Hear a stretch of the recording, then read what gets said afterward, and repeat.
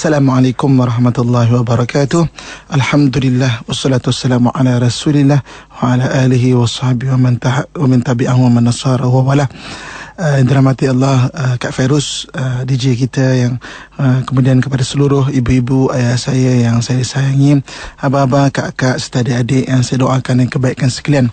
Pertamanya syukur kepada Allah Subhanahu wa taala dengan limpahan kurniaan rahmatnya pada pagi dan kesempatan yang berbahagia ini dapat sama-sama kita duduk dalam program Pesona Din Zahra.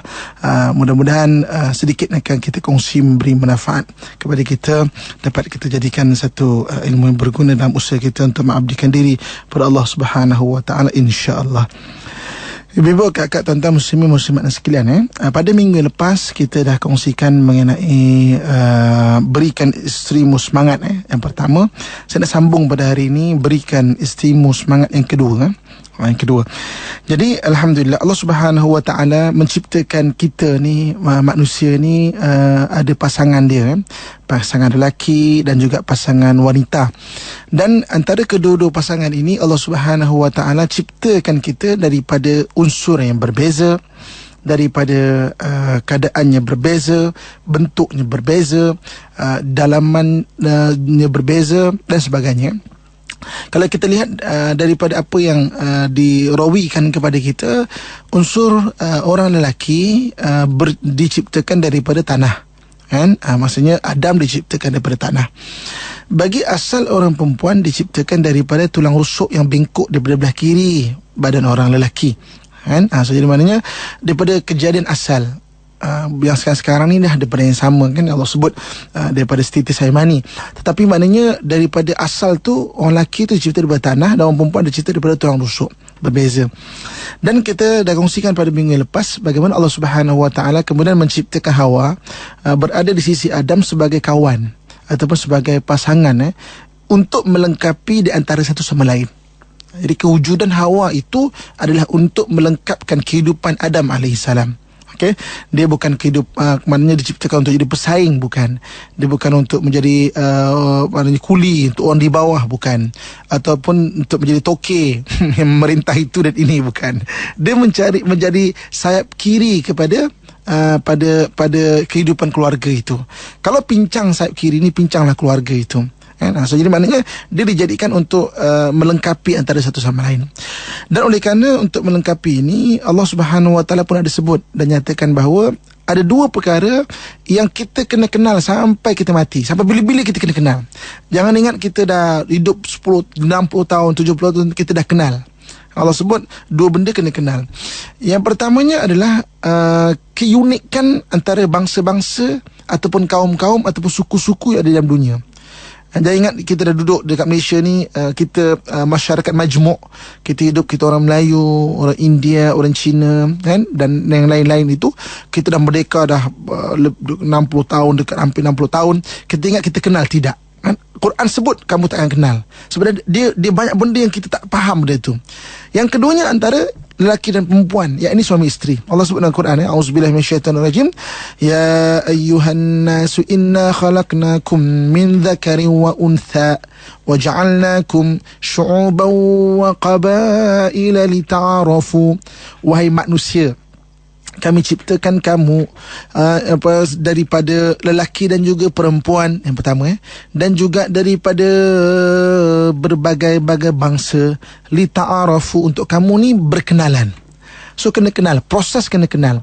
Dan antara benda kita kenal, penciptaan antara lelaki dan perempuan ini adalah sebagai pasangan.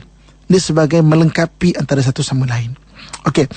Pada hari ini yang kita nak kongsikan, berikan isterimu semangat. Okay, maknanya berikan isteri kita semangat. Part yang kedua, kan, supaya kita faham, kan, maknanya bila isteri kita tu ada semangat, dia sebagai isteri dan juga sebagai maknanya penghuluwati bagi ke rumah tangga itu, yang ada dalam rumah itu, dia dapat menjaga yang besarnya zuriat-zuriat kita itu. Sebab zuriat adalah benda yang sangat penting dalam Islam. Disuruh kita menjaga zuriat kita dengan cara yang terbaik. Dalam hadis Nabi sebut, antara amalan yang berkekalan pahalanya apabila kita terus didoakan oleh zuriat kita. anak-anak kita kan. Daripada mana asal tu zuriat itu? Daripada isteri kita. Mengandung bersama isteri kita 9 bulan kurang lebih. Kemudian lahir, duduk banyak masa bersama isteri kita kan. Sebab itu kita kena beri semangat kepada isteri kita dan juga maknanya daripada zuriat-zuriat ini juga, kalau kita menunjukkan benda yang baik, maka pahala menjaga zuriat ini Allah akan beri kepada kita ni. Sebab itu dalam Quran Allah pernah sebut bahawa di antara perkara yang menggembirakan kita bangsa manusia, antaranya adalah kita masuk syurga, satu keluarga masuk syurga juga. Maknanya zuriat-zuriat kita masuk syurga. Allah sebut dalam Quran, fa'amma man utiya kitabahu biyaminih. Siapa yang diberi kitab dengan tangan kanannya, fasawfa yuhasabu hisaban yasira. Dia akan dihisap dengan hisap yang ringan. Wa yanqalibu ila ahlihi masrura. Dan dia akan dikembalikan kepada keluarganya dalam keadaan yang gembira, bahagia. Allah sebut kan. Sebab itu ibu-ibu, kakak-kakak, tuan-tuan muslimin dan muslimat yang dirahmati Allah sekalian, kita nak tengok pada hari ini semangat daripada seorang isteri datangnya daripada mana. Isteri seseorang perempuan itu, dia datang semangatnya daripada dua. Yang pertama daripada dalaman dia. Yang kedua daripada luaran dia. Daripada dalaman seorang isteri mendapat semangat adalah daripada anak-anak dia. Ini Allah bagi memang fitrah pada semua wanita, yang bagi semangat untuk dia terus berdiri, melangkah dalam saat-saat yang sukar adalah anak dia. Itu dalaman yang fitrah. Itu tak payah diusahakan. Allah SWT akan bagi pada anak-anak, pada seorang ibu, pada seorang isteri ini, pada seorang wanita ini. Semangat datang daripada dua, daripada dalaman dan luaran. Dalaman, kita bicara dalaman. Dalaman adalah anak-anak dia. Anak-anak menjadi semangat yang semula jadi bagi seorang isteri kan. So jadi hari ini isteri berada pada saat-saat yang sukar kan. Contohnya macam nafkah dan sebagainya itu dan ini. Dia boleh melangkah dan bergerak itu kerana ingatkan anak-anak. Itu semangat dalaman yang semula jadi. Hari ini kadang-kadang nak bercerai sangat dah. Tak sabar dah, bercerai dah. Bercerai dah sangat. Tapi teringat anak-anak, dia boleh bertahan lagi rumah tangga. Semangat itu ada. Itu Allah bagi seorang perempuan kan. Hari ini seorang ibu kan, kalau tengok anak dia suka makan gulai lemak, dia suka makan asam pedas, dia akan masak apa kak? Asam pedas ke gulai lemak? So, tentulah apa yang anak suka. Betul. Dia boleh ketepikan belakang dia tu kan, mendahulukan anak dia kan. Ini wanita Malaysia, ni bukan Baghdad kan? Nak cerita bagusnya gitu ni kan.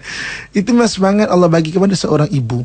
Kita boleh lihat berbagai-bagai sejarah juga kan, macam mana Allah Subhanahu Wa Taala berikan bagi seorang ibu tu dia ada kekuatan ataupun ada semangat.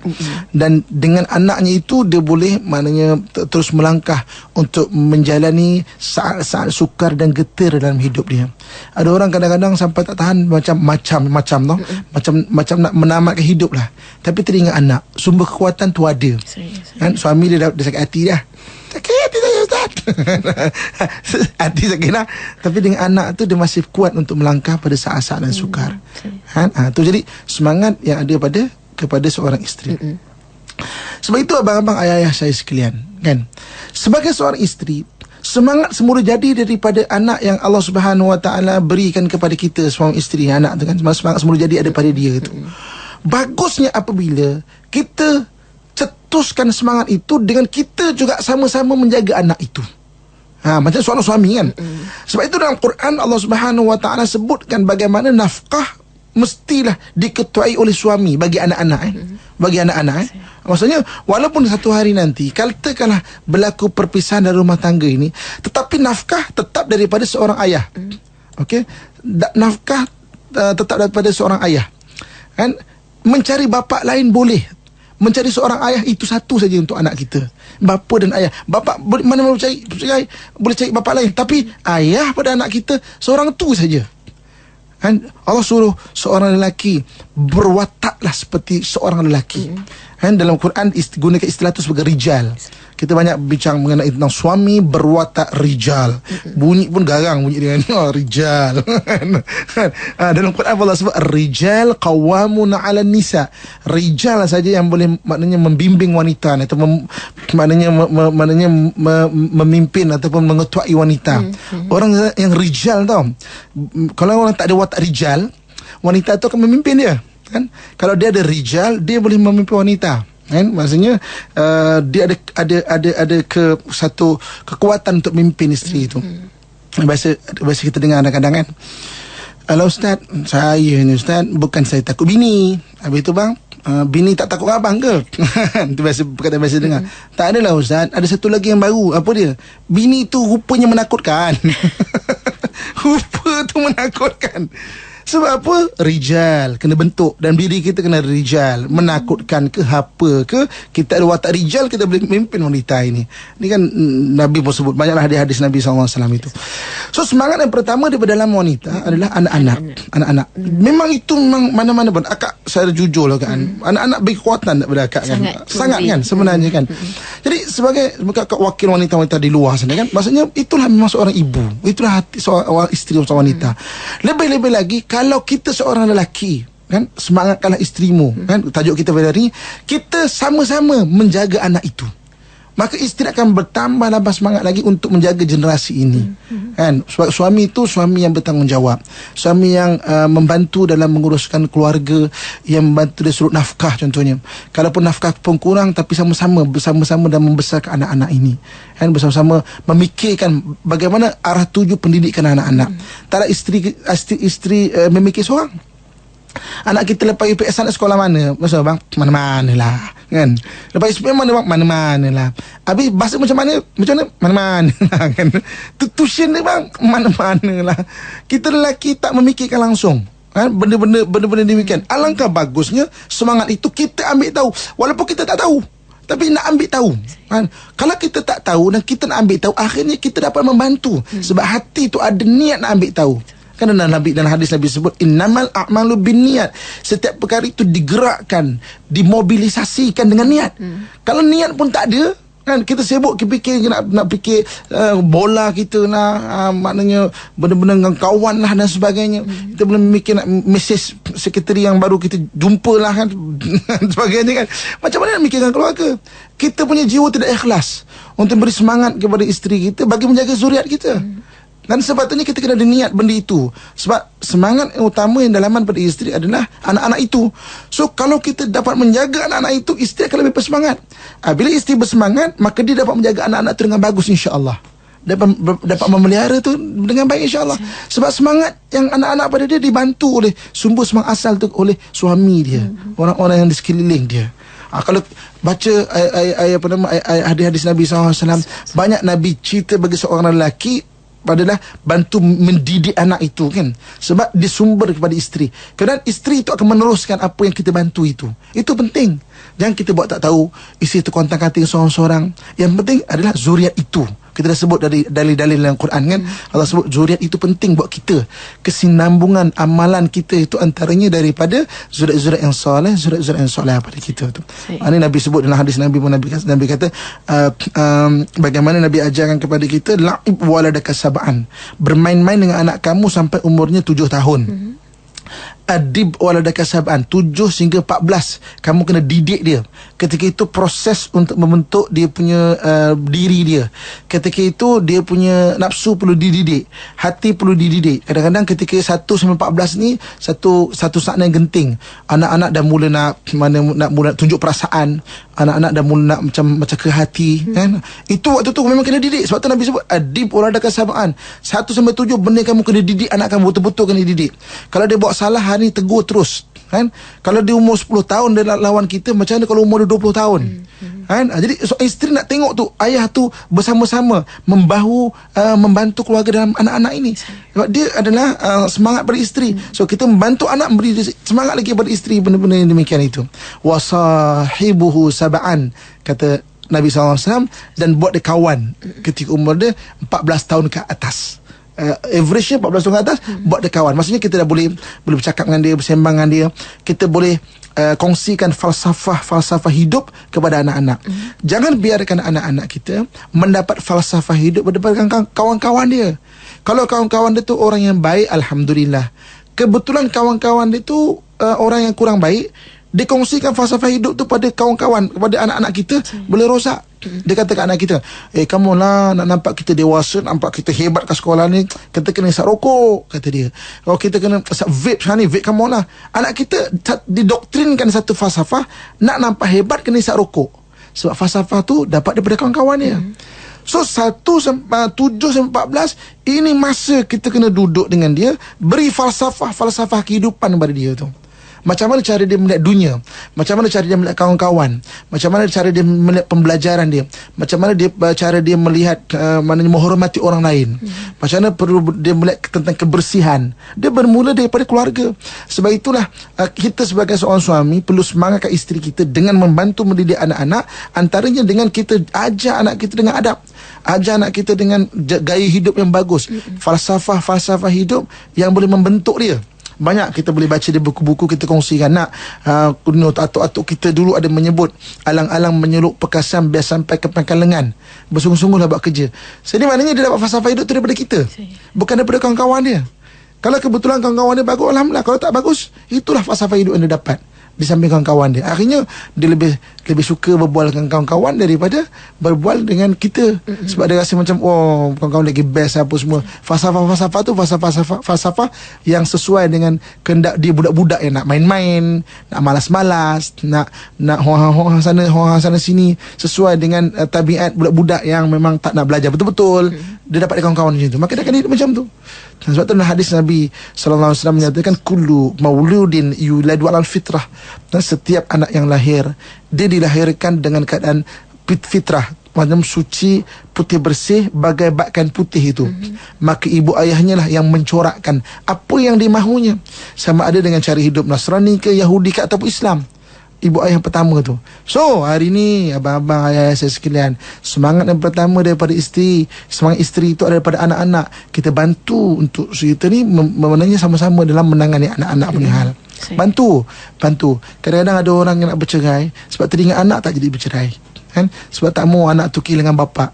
Dia kehilangan suami dia, dah boleh kehilangan suami, dia tak nak kehilangan bapa. Sebab tu ada isteri yang kata, kan, saya sebagai isteri lama dah meninggal, tapi sebagai ibu pada anak-anak abang, saya masih ada di sini. Kan, ada orang yang mengatakan demikian sebab kekuatan tu pada anak-anak tu.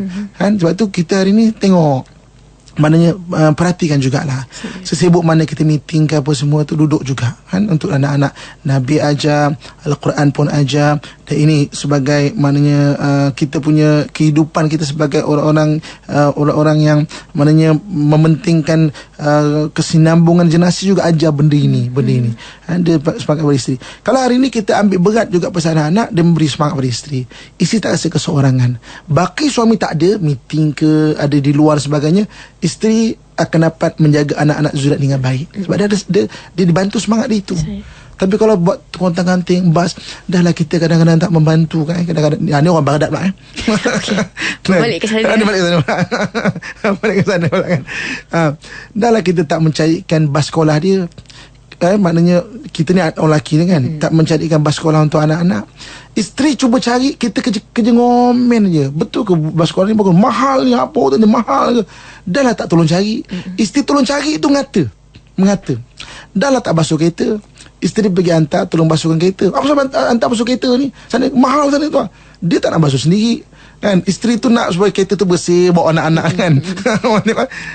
Marah kenapa? Kan, dahlah tak, maknanya tak memikirkan macam mana nak nafkah, nak memikirkan nafkah anak cukup ke tak cukup. Kan, bagi tu nak cukup semua, isteri terpaksa fikir yang baki dia, dah ungkit-ungkit dan sebagainya. Jangan. Maksudnya kita perlu berwatak sebagai rijal yang bantu isteri dalam anak-anak, sebab itu sumber semangat bagi isteri. Itu yang pertamanya. Ibu-ibu, kakak, tuan-tuan muslimin dan muslimat dan rahmat Allah sekalian. Yang keduanya, daripada mana sumber semangat daripada isteri kan? Yang keduanya daripada luar. Daripada luar ni datang daripada beberapa perkara. Yang pertama, dengan kewujudan suami itu sendiri memberi semangat kepada isteri. Kan? Dengan kewujudan suami itu sendiri, kewujudan suami itu kena memberi semangat kepada isteri. Sebab itu kadang-kadang mohonlah pada Allah Subhanahu Wa Taala, walaupun kita ni apa keadaan kita dah dijodohkan dengan isteri kita ni, berusahalah berwatak sebagai seorang suami yang baik, kan? Kita tidak ada kebetulan kita rasa isteri kita kurang selepas kita mengenal sekretari baru. Kita rasa isteri kita kurang setelah kita kenal orang satu pejabat kita yang baru, kan? Tetapi sebab apa kita buat itu kurang? Sebab kita yang highlight dan membesarkan kekurangan itu. Tapi jodoh itu berlalu kerana takdir Allah Subhanahu Wa Taala, yang Allah saja tahu apa kebaikan dia. Kan? Sebab itu berwatak sebagai suami. Kadang-kadang isteri ni, dia hati kecil dia semangat ni itu yang antara ni suami daripada luar kan. Kewujudan suami itu sendiri memberi semangat pada isteri itu. Kewujudan suami itu, dia boleh buat semua, dia boleh buat, dah biasa pun buat semua. Suami tak ada, dia boleh hantar ke klinik, dia boleh buat semua, dia tak ada masalah. Dia boleh masak. Suami tak pergi pasar, dia boleh pergi pasar, dia boleh buat semua. Tapi kalau suami tu ada samping dia, lagi ada semangat dalam dia menguruskan rumah tangga tu, dia boleh hantar anak pergi klinik anak demam. Tapi kalau dia beritahu suami dapat bersama-sama untuk datang bersama-sama, itu memberi semangat pada dia untuk bersama-sama dalam mengharingi rumah tangga itu. So berusaha. Kita nak cakap kadang ialah sibuk kerja dan sebagainya, berusaha semaksimal yang boleh. Sebab yang tak mampu minta maaf dan ampun kepada Allah Subhanahu Wa Taala. Tapi kita tu sendiri kena ada niat jadi orang yang bersama-sama dengan isteri. Sebab itu antara sumber semangat pada isteri. Kenapa nak semangatkan dia? Sebab dia akan menjaga keluarga dan zuriat kita. Dia akan jaga zuriat kita tu. Kita perlukan zuriat yang soleh, zuriat solehah. Sebab kalau isteri yang baik, dia akan dapat teruskan maknanya kesinambungan zuriat itu yang baik. Kita biasa dengar nama satu orang yang pada awalnya sangat menentang Islam, kan, iaitu Hindun bin Uqbah. Hindun ni isterinya Abu Sufyan. Okay. Dia adalah orang yang merancang untuk melembing Sayyidina Hamzah radhiyallahu anhu dalam peperangan Uhud. Kan, peperangan Uhud berlaku pada tahun 3 Hijrah kan. Orang yang merancang dengan dia punya hamba namanya Wahsy. Dia kata, Wahsy, kau dapat lembing Sayyidina Hamzah, aku bebaskan kau. Jadi Wahsy ni memang bersungguh nak bunuh Sayyidina Hamzah. Sebab pada dia maknanya Sayyidina Hamzah ni mengganggu dia untuk membunuh Nabi lah.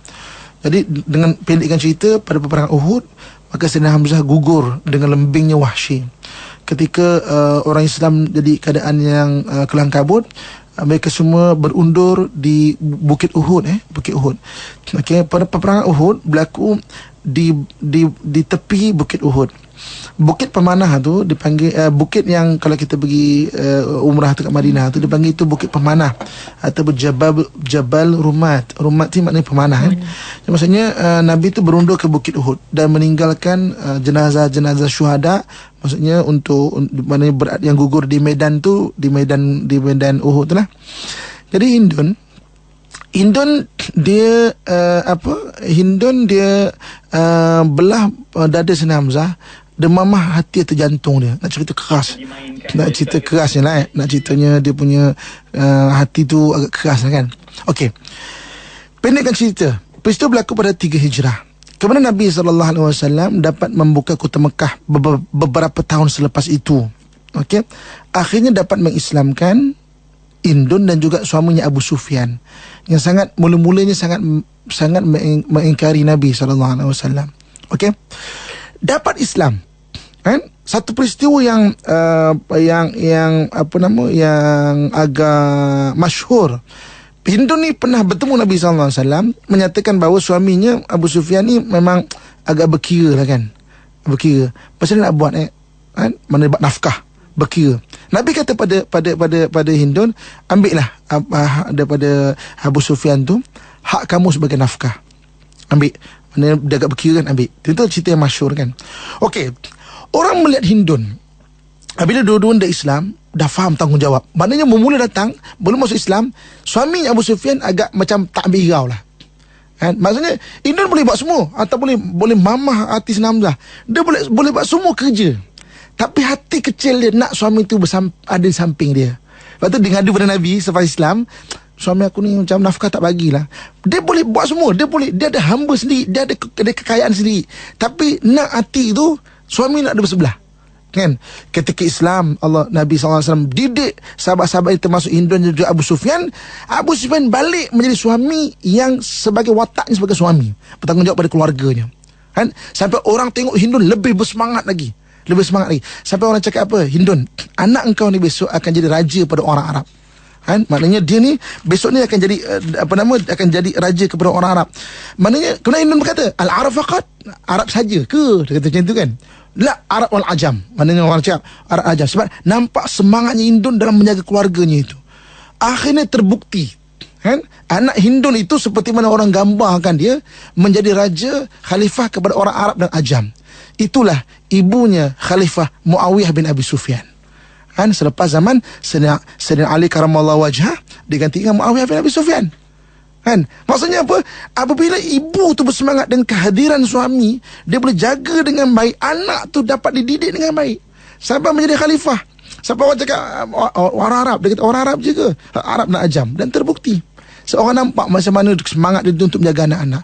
Itu pentingnya semangat daripada luaran. Kehadiran suami itu sendiri memberi semangat.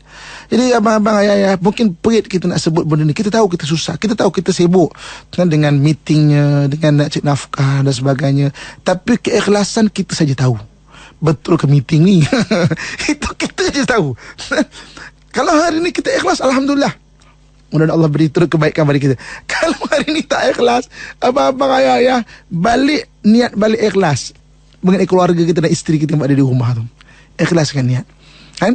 Soal nak berkenan orang lain tu, kalau mampu, dah ada cerita, ada bab dalam Islam. Jangan tak mampu, kau nak menggatal-gatal.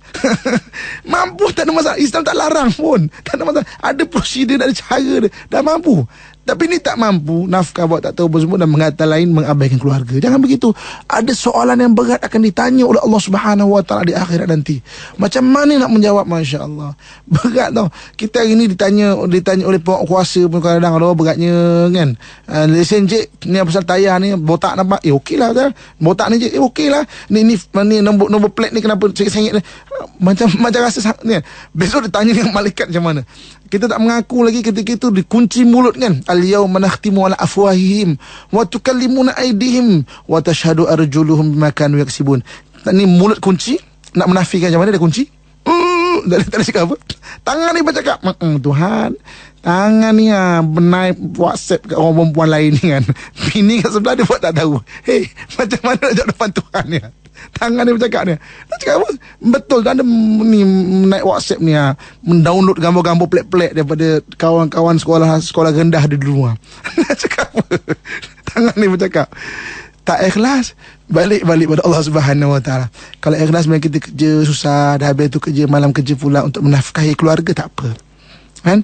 Sebab semangat isteri yang keduanya maknanya datang daripada seorang suami. So ini maknanya dengan suami itu, kehadiran suami itu sendiri bagi semangat. So hadirkan diri kita bang, ayah-ayah, pada keluarga kita.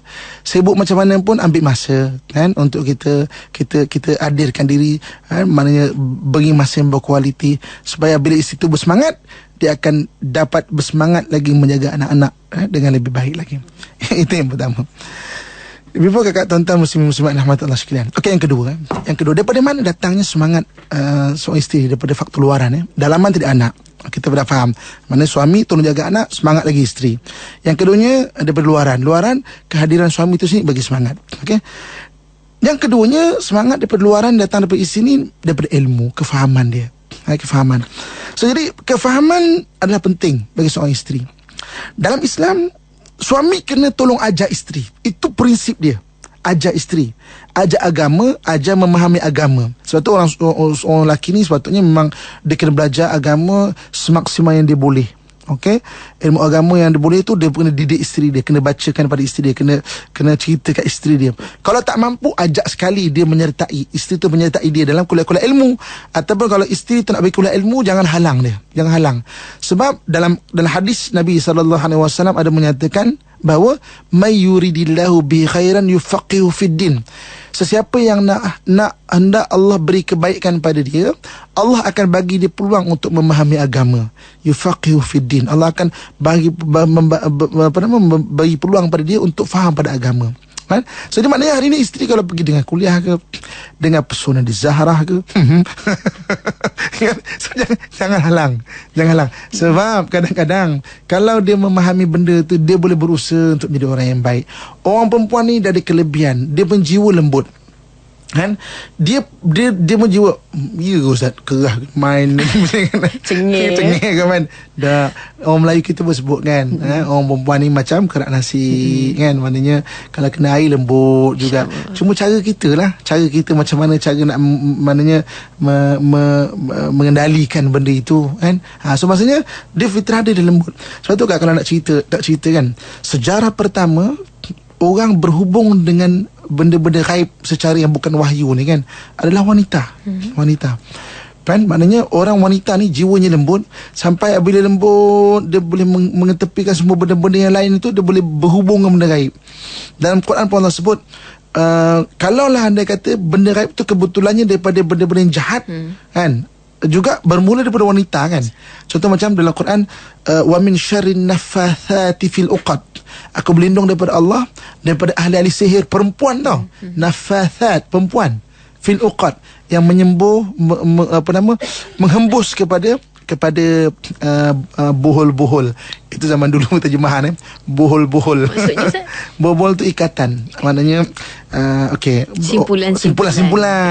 Ini terjemahan zaman 50-an. Bohol. Terjemahan zaman apa kak? Zaman kalau orang baca Yasin kan, waja'a min aqsal madinati rajulun yas'a. Terjemahan dia, sekonyong-konyong datanglah seorang lelaki di hujung bandar. Kan, sekonyong-konyong. Kan? Sebenarnya jiwanya tu lembut. Dia sejarah pertama orang yang boleh berhubung dengan alam gaib yang bukan wahyu kan, yang bukan malaikat, bukan wahyu, adalah orang perempuan, bukan orang lelaki. Orang lelaki ni yang memang dengan jalan wahyu dengan malaikat apa semua orang lelaki. Tapi yang sendiri-sendiri dia cari dia punya jalan sendiri, adalah orang perempuan, bukan orang lelaki. Jiwanya lembut. So ini maknanya apabila dilembutkan dengan ada ilmu kan, maksudnya ada ilmu, dia mudah lagi meresap. Orang perempuan ni kalau diajar, dia lagi mudah terasa sebab jiwa dia jiwa lembut. Masa cakap baik-baik, benda-benda agama, benda ilmu, benda ini yang penting sebagai dia punya semangat. Ilmu tu menjadi semangat pada dia tu. Faham satu benda tu semangat pada ilmu pada dia tu. Kan? Maknanya memahami. Walaupun dalam hadis Nabi, ada Nabi berbicara lebih tegas pada orang perempuan. Aku tengok banyak orang perempuan di neraka kerana kegagalan tak pada suami. Nabi nak tekankan ketegasan tu biar orang perempuan rasa, uish, ya Allah, aku tak ada pilihan, aku kena tak pada suami. Maknanya akhirnya jadi perempuan yang soleh, perempuan yang solehah. Jadi maknanya bagaimana semangat tu datang daripada ilmu. Sebab itu jangan kita biarkan isteri kita tidak berilmu. Kita kena tolong didik. Kita kena bagi peluang dia menghadiri majlis ilmu, dengar benda-benda yang baik. Sebab itu memberi semangat pada dia. Kalau kita selalu dengar benda yang baik, dia akan menyerap pada tubuh dia, diri kita. Sebagaimana Allah sebut, sibghatallah wa man ahsanu minallahi sibghah. Mana titisan daripada Allah. Apakah yang lebih baik daripada titisan daripada Allah?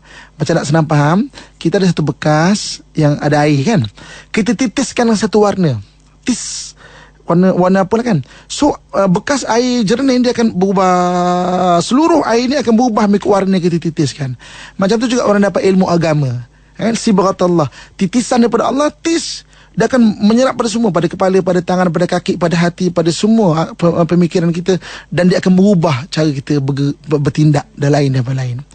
So semangat yang kedua daripada ilmu. So dedahkan dengan ilmu. Dan benda inilah sebenarnya yang ditekankan oleh Nabi SAW. Hadis Nabi SAW, Nabi kata apa? Talabul ilmi faridatun ala kulli muslim wal muslimah.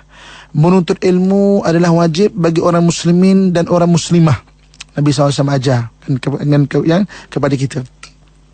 Bagaimana Nabi SAW ajarkan kepentingan ilmu bagi orang perempuan kan? Sama seperti mana bagi orang-orang lelaki perlu menuntut ilmu. Sebab orang lelaki menuntut ilmu, alhamdulillah, dia boleh mengajar, dia boleh berjuang dan sebagainya. Orang perempuan paling kurang ada ilmu, dia boleh mendidik anak-anak generasi tadi. Balik pada generasi tadi kan, semangat tu boleh mendidik anak-anak generasi tu kan. Kalau kita lihat universiti pertama bagi orang perempuan di dunia adalah bagi orang perempuan di dunia adalah orang Islam, milik orang Islam. Orang Islam sangat merasakan pentingnya ilmu tu bagi orang perempuan juga, sebab dia adalah maknanya penjaga kepada generasi-generasi kan. Pentingnya ilmu bagi orang perempuan. Di Uzbekistan ada madrasah orang atau universiti perempuan pertama di bahagian-bahagian negeri Mawara An-Nar, negeri di belakang sungai, negeri Tantan ni negeri di belakang sungai Nabi sebut, sebab dia ada 2 buah sungai yang menyeberangi sepanjang negeri Tantan tu, sungai Amudarya dan sungai Sirdarya. Uzbekistan, Tajikistan, Kyrgyzstan, Dagestan, kan? Saya sebut kan, Gostan, negeri Tantan tu kan. Ada satu universiti milik orang Islam. Maknanya pendidikan pada orang perempuan, sebab dia sumber semangat luaran. Penting ilmu bagi orang perempuan. Kalau dia faham kepentingan keluarga, sebagai dia menjadi isteri solat, dia menjadi keluarga yang baik, dia menjaga anak-anak dengan anak-anak yang baik. Macam mana nak menjadi anak-anak kalau dia pun tak tahu cara dia, teknik dia dan sebagainya? Betul, ajar dia, belikan buku. Kita sendiri bercakap pasal ilmu pada isteri kita, ajar dia untuk semangat pada ilmu. Saya kan minggu-minggu yang lepas saya menjadi khadam kepada Imam besar Masjid Al-Aqsa kan, Syekh Yusuf Abu Sunana. Dia datang sini, saya kata, Syekh, aku nak jadi khadam kepada orang berilmu seperti engkau dan juga orang alim seperti engkau, kena jadi khadam di sini. Aku akan bawakan ke mana kau nak pergi. Cakap, aku akan aturkan program. So alhamdulillah kita berdapat program dengan di masjid-masjid, dekat IKIM kita dah datang dan sebagainya kan. Saya kata, Syekh, waktu dia perjalanan kereta, saya berbual penuh maknanya mutiara-mutiara ilmu yang saya dapat. Penuh buku saya ni. Kalau tak sempat buku tu saya kerakam. Macam-macam bab ni lah, bab ni dan sebagainya. Saya tanya dia, Syekh, aku tanya engkau tu benda lah kan. Engkau tengok masa depan Palestin kan, mana terletak dia? Biasa orang tanya, adakah orang Islam boleh menang dan sebagainya kan. Saya tanya dia, punca kemenangan orang Palestin di Palestin akan datang, mana punca dia, mana dia punya asas dia, aku nak tahu kan. Aku bukan nak berretorik, kita akan menang, Islam akan menang dan sebagainya kan. Maksudnya kan, ada orang cakap, bolehkah orang Islam akan menang? Ya, ini zaman kebangkitan lah, kita dah ternampak sinar kejayaan lah. Aku tak tanya benda tu, cik. Aku tanya, mana punca dia, aku nak tahu. Biar aku nak buat juga kat sini kan. Apa punca dia? Apa kata Syekh? Daripada guru aku dulu, kita membuat madrasah dan juga pusat pendidikan untuk para wanita kan, daripada guru dia dulu. Bagi Syekh Yusuf Abu Sunana sekarang ini sendiri, dia bawah direct supervision dia, bawah secara langsung dia punya penyeliaan madrasah wanita. Sebab dia kata wanita-wanita ini yang akan melahirkan generasi-generasi untuk orang Palestin, untuk Islam, untuk orang yang akan mempertahankan Masjid Al-Aqsa. Dia kata bawah dia sendiri ada yang sekarang ni 2016 ada madrasah menghafal Quran dan juga tafsir Quran yang penting-penting bagi orang wanita yang lebih 100 orang. Dia kata bagi 2015 hari itu baru ni ada 15 orang hafiz Quran. Ada orang budak yang berumur 7 tahun hafizah, ada orang yang umur 70 tahun hafizah. 70 tahun. Ibu agak-agak kan ngapal Quran umur 70 tahun pun boleh tau kan. Boleh Ustaz, orang Arab. Bukan orang Arab ke tak, nak ke tak. Kalau kita tengok dunia ilmu, kebanyakannya bukan orang Arab pun. Ulama-ulama yang ajam, yang ajam ni orang selain Arab berbanyak, daripada Maghribi lah, daripada negeri Tantan lah, daripada negeri Imam Bukhari, Imam Tirmizi, semua bukan orang Arab kan. Banyaklah kan. Sebabnya bukan masalah bangsa Arab itu menghafal Quran tu orang Arab itu, tapi nak ataupun tidak. So boleh start ngapa Quran Dia kata puncanya mana Syekh? Aku nak buat kat sini, kat Malaysia. Puncanya mana Syekh? Sumbernya mana? Asasnya mana? Aku tak nak cerita retorik, boleh ada kemenangan tak, aku nak cerita sumber. Dia kata sumbernya dengan kita didik wanita-wanita. Dia kata, dan alhamdulillah daripada guru aku, dan sekarang aku menjaga direct supervision mengenai sekolah perempuan ni, banyak anak-anak murid aku ni melahirkan anak-anak yang anak-anak tu jadi pejuang, kata dia. Sebab orang wanita yang faham. Ada sumber semangat dia daripada suami pun satu, daripada ilmu pun satu. Dia faham, suami aku sibuk kat luar, aku akan jaga anak-anak ni supaya dia jadi pejuang-pejuang untuk mempertahankan Masjid Al-Aqsa. Sampaikan imam dia gelar anak-anak murid dia tu dengan satu pangkat, dia akan terapkan. Dia kata, kamu semua ni adalah ummahatus syuhada, ibu-ibu kepada para syahid. Kau kena ingat benda tu. Kau di sini aku didik ni, aku nak didik kau sebagai ummahatus syuhada, ibu-ibu kepada orang yang syahid. Jadi hari ni balik pada mana berikan semangat pada isterimu. Part yang kedua, mana isteri datang semangat berdua keadaan di berdalaman dia, itu anak-anak, di luaran dia iaitu hadirnya seorang suami di sisinya dan juga ilmu dia.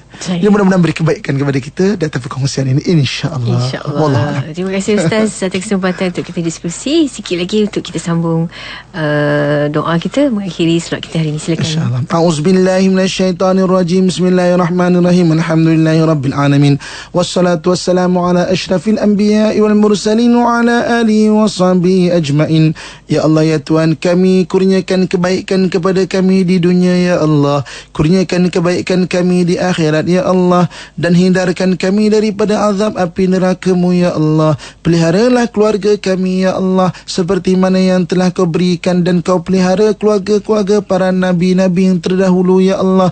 Keluarga orang-orang yang saleh dan salihah yang terdahulu daripada kami, ya Allah. Hindarkan kami dari segala mara bahaya, ya Allah. Dari hasad dengki manusia yang menghasad, ya Allah. Dari kezaliman manusia yang jahat, ya Allah. Daripada gangguan jin dan syaitan, ya Allah. Daripada penyakit yang berjangkit, ya Allah. Daripada perkara yang tidak mampu kami tanggung, ya Allah. Allahumma rabbana atina fid dunya hasanah wa fil akhirati hasanah wa qina adzaban nar wa adkhilnal jannata ma'al abrar ya aziz ya ghaffar ya rabbal alamin. Wa sallallahu ala sayyidina wa maulana Muhammadin wa ala alihi wa sahbihi ajmain.